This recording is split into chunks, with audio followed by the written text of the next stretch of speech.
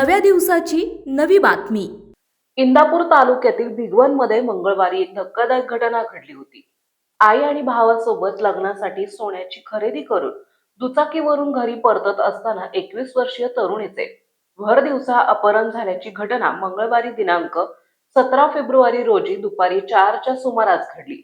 तरुणीच्या आईला आणि भावाला मारहाण करीत डोळ्यात मिरची पूड टाकून दोन सख्या भावांनी तरुणीला जबरदस्तीने टेम्पोमध्ये नेल्याची फिर्याद तरुणीच्या घरातील व्यक्तींनी पोलिसांना दिली होती। मात्र संबंधित तरुणीने व्हिडिओ शेअर करत जबरदस्ती नाही तर माझ्या इच्छेने मी निघून गेले असल्याचं स्पष्ट केलंय।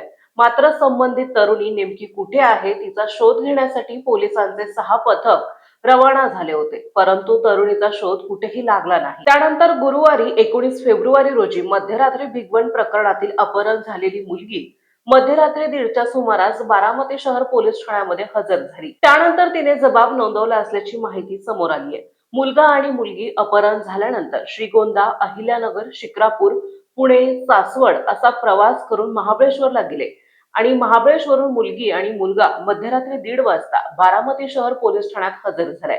बारामती पोलीस ठाण्यात आल्यावर पोलिसांनी मुलीचा जबाब घेतला। मुलीने जबाबात मी माझ्या मर्जीने गेले असल्याचं सांगितलंय।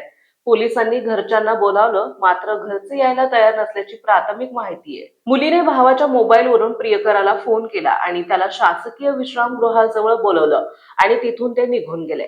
चटणी टाकली होती असं तक्रारीत म्हटलंय, मात्र कुठल्याही प्रकारची चटणी टाकली नसल्याचं मेडिकल रिपोर्टमध्ये समोर आलंय।